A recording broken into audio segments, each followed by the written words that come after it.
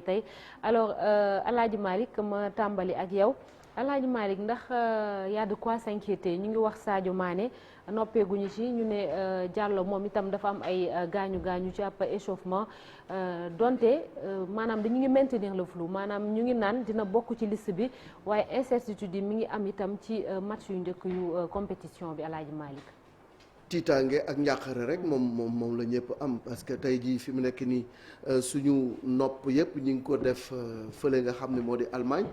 di xaar lan la finalement ñii di Bayern de Munich di diagnostiqué ci Sadio Mané est-ce que dina bokk ak du bokk démb maa ngi koy wax sànq jaar nañu ci tiitaange ba ci am yaakaar bu ndaw mais de toute façon li wér te wóor moo di ni Sadio blessé na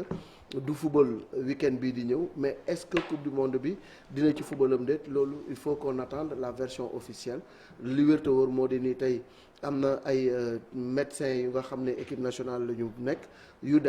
war a dem fële ca Munich pour xool ñoom tamit wér-gu-yaramu Sadio Mané bi ñuy tiit ci Sadio Mané pareeguñu ñu ne Abdou Diallo bokkoon na ci liste bi ba ci yàgg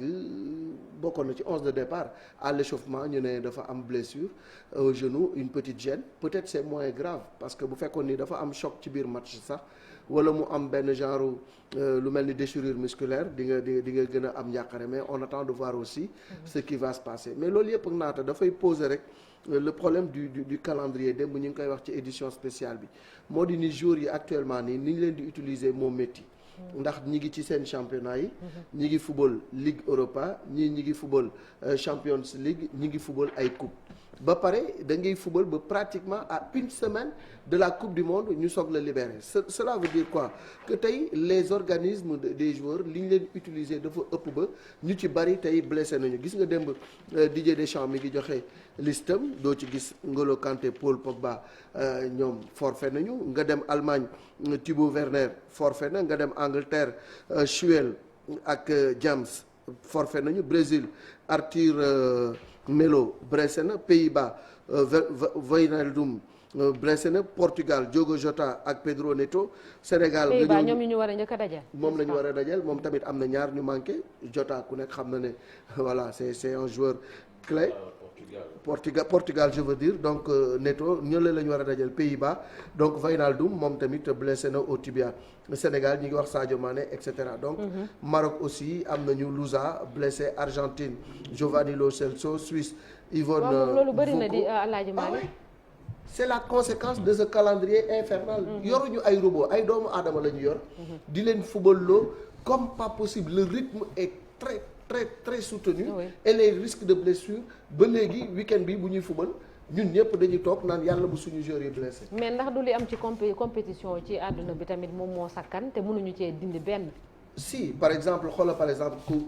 coupe d'Afrique des Nations il a fallu que Aliou Cissé dóor ci table yi yeneen nit jóg des voix se sont élevées waroon nañu am benn compétition bu nga xam ne éliminatoire coupe d'Afrique des Nations la mais les nations africaines ont dit attention ñun ñi qualifié coupe du monde bu ñu fubalee ci fenêtre FIFA bi mën nañu indil ay gàllankoor la FIFA a suivi cela donc ñu daal di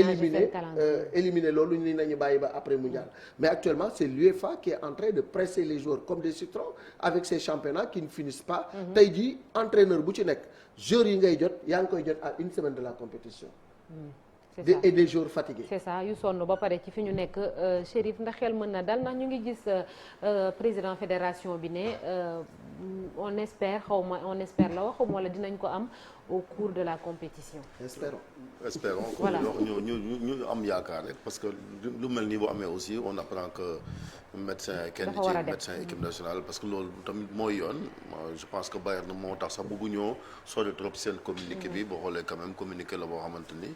yam nañ ci nécessaire ne match bi nga xamante ni ñoom ak Schalke catégorique comme démb ci suba ni yenn information yi ngeen ne naan Sadio du bokk forfait pour mondial même l'équipe bi ko bindoon sax gis nga ngoon gi ñëwaat nañ gën a dalal xel yi génnewaat beneen information na kon Sadio Mané n'est pas totalement forfait parce que bu fekkante ni kon médecin yi càmbar nañ ko xool ko am na on espère en tout cas ñun Sénégalais yi ak moom ci boppam joueur bi je pense que loolu la bëgg parce que participer coupe du monde joueur bi ñu ko gën a bëgg ñun Sénégalais yi kese parce que moo ñu ko gën a bëgg ndax day loo xamante ni xëy na sax c'est son dernier mondial parce que âge bi mu yor ak yu ni mel 4 ans encore beneen coupe du monde fii lay amaat donc Sadio Mané moo ñu gën a football li nga xamante ni moom mooy coupe du monde Malick mi wax calendrier bi mais bu leen fàttali ne aussi bon dañu nekk ci sport au niveau benn bi ñaareel bi tamit mooy ñi leen di fay mooy seen i club donc bu fekkee dinañ fa nekk aussi je pense que li am solo rek mooy ñu xool ñoom joueurs yi naka la ni mën a manager parce que bu fekkee ne aussi da ngay jouer benn coupe du monde boo xamante ni à 10 jours la ñu ci bëri aussi duñ bëgg sax xër wala ñu ciy sori wala di jël yenn risques yi ci terrain yi ba ci am ay blessures yoo xamante ci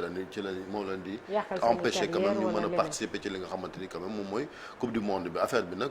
Sadio Mané la parce que tur yi fi mu toll ak moom it li mu pesé ci équipe nationale moom moo tax quand même bi ñu déggee ñu ne am na loo ko xul yi nga gis quand même affaire bi nekk benn ñëpp tëb parce que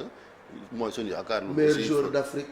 deuxième meilleur joueur du monde. macha allah voilà mooy yaakaar ji donc looloo tax affaire bi nekk une affaire d'état parce que ku mel ni état aussi xam nga ku mel ni Sadio Mané ñàkk participer ci coupe du monde aussi beneen affaire la boo xamante ni même sur le plan économique parce que médias yi nga xamante ni les sponsors et cetera ñu bañ a gis Sadio Mané boo xamante ni am nañ yaakaar ne bu bokkee ci équipe bi dinañ mën a avancer avancement boo xamante ne dem ba gis nga ko fan yi dëkk bi dënn yi jógoon ak yu ni mel yooyu yëpp da ciy joué moom moo tax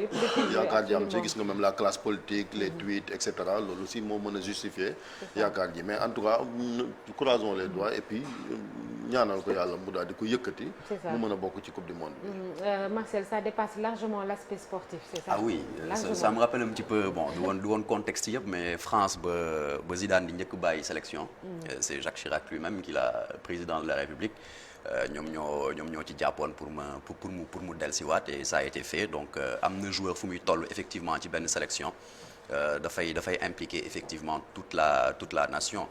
et démb Hervé Penaud journaliste équipe boo xamante ne il est spécialiste en football africain mu ngi koy wax nee na il a reçu pas mal d'appels boo xamante ne c'est venu de pas que du Sénégal pas que de l'Afrique et du monde entier ñu bëri ñi nga xamante ne en Angleterre en Allemagne ñu ngi ko doon évoqué démb c'est dire le talent exceptionnel mais également sympathie bi nga xamante ne moom la Sadio Mané am ci àdduna bi dans le monde du football une blessure boo xamante ne quand même jusqu'ici c'est assez flou ndaxte ñi ngi wax ne que c'est le tendon ñeneen ñu ngi wax ne que c'est le péroné mooy yax bi nga xam ne moo nekk à côté du tibia donc tey am na ci ñu nga xamante ne ñu bëri ci ay joueurs yoo xamante ne fracture péronée moom moo leen yàqal quasiment toute une carrière ndaxte day laaj nga des une bonne partie du temps doo nga éloigné wu des terrains Wijnaldum ñu ngi ko doon évoqué sànq je pense que moom tamit fracture du péroné sax moom la am depuis août et qui va reprendre en janvier donc il va manquer la compétition on espère que examen yi du confirmer que c'est une fracture au niveau du péroné donc loolu weesoo Abdou Diallo tamit il faut pas l'oublier le rôle primordial bi nga xamante ne joué na ko ci équipe bi lors de la Coupe d'Afrique des Nations lors de la Coupe d'Afrique des Nations ba mu discours yi mu amoon taxawaayam ak li nga xamante ne moom mooy talent am ci boppam notamment le but qu'il a inscrit contre le Burkina Faso en demi-finale donc mu di koo xamante ne tamit jar na bàyyi xel lui aussi comme ni ñu ko waxee examen yi dina confirmer li nga xamante ne moom mooy blessure bi mu am. sans compter Bouna Sarr bi nga xam ne moom ñàkk nañ ko bu yàgg. moom ñàkk nañ ko. Cheikh Tidiane concernant blessure Abdou Diallo bi tamit. bon moi je pense que boobu c'est moins problématique Abdou Diallo je pense que mën nañ ko remplacer ci équipe bi la preuve double confrontation contre Égypte bi presque jéewul parce que aller bi la génn à la 4e minute retour bi il était blessé mais le problème mooy tey di Sadio Mané la question qui se pose ou bien le problème qui se pose mooy xam nga Bayern soo xoolee seen communiqué bi ils ont été gentlemen parce que mënoon nañu ñëw ni wax ni il est forfait mais waxuñu ko mais dañu ni ñoom benn match moo leen dese laataa ñuy dem trêve ñu ne match boobu Sadio du ko football mais li ci des nag ñoom ak médecins yu Sénégal yi ñoom ñoo koy seq ça veut dire que dañu jox cër boo xamee ni bëgguñu ñëw def li ñuy def ba pare tegal ñu ko mais ce qui est sûr mooy le problème il est là il est gros qui veut dire que le Sénégal doit se préparer à jouer le premier tour déjà le premier tour de cette Coupe du Monde sans Sadio Mané parce que c'est arrivé ci Coupe d'Afrique bi ak Ismaïla Sarr ñëpp tiitoon nañ mais pas comme bii mais ci Coupe d'Afrique bi c'est pas la coupe du monde. Sénégal poule bi mu nekkoon ñëpp xamoon nañ ne mën nañ ko négocier mais là la question qui se pose mooy comment est-ce que le Sénégal doit se préparer à sortir des poules de cette coupe du monde sans Sadio Mané parce que c'est une forte probabilité que du ci nekk parce que loolu nag mooy question bi tey boo xamee ni nag ce sera au coach de trouver la solution parce que Sadio c'était la clé de voûte c'était le monsieur plus qui yor animation offensive lépp mais là il ne sera pas là donc forcément il faut qu'on trouve la solution bon peut-être que pas quelqu'un ou bien mais stratégie collectif un système mais blessure Sadio Mané bi Cheikh est-ce que mooy blessure bi gën a mag ci carrière am bi nii wala effectivement moom bon ça dépend ba léegi mënaguñ ko wax mënaguñ ko wax c'est que blessure bi lu tax mu andi coow c'est fi mu tombel c'est le timing li fekkoon ci biir saison la y a pas de souci dañuy dem le temps de récupérer balaa ñuy dem ci compétition dañuy dem bàyyi ko mu noppalu mais problème bi mooy foog ñu xaaraat yeneen test yi nag mën nañ ñëw su demee nag ba ay opération ak yooyu du ci dugg voilà on peut parler quand même de on nous signale qu'en 2017 toog na 4 mois yoo xamante ni footballul woon c'est ça mais certainement période boobu comme ni nga ko waxee problème contexte la contexte bi mu tombel la à seulement une dizaine de jours on avait peur bi ñu waxee début du mondial tendon d'Achille parce que bu doon tendon d'Achille au minimum di nga toog 3 semaines mais actuellement on parle sans opération 3 semaines yi di nga ko toog mais heureusement on parle de péroné donc voilà mbiru yàq la espérons que dina tane ba ñëw. na ñaan rek waaye péroné moom comme ni ko le soleil bindee si je m'abuse nañu ñaan ay way ngëm lañ nañu ñaan lépp nga bon la science est là médecine comme ni ngeen di et puis en Allemagne la médecine est très pointue mais comme ni ñu ko waxee suñu demee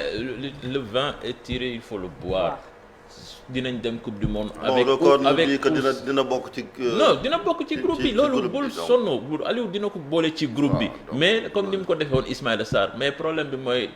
fekkee su ko boolee ci groupe bi mu disponible 3 semaines après nu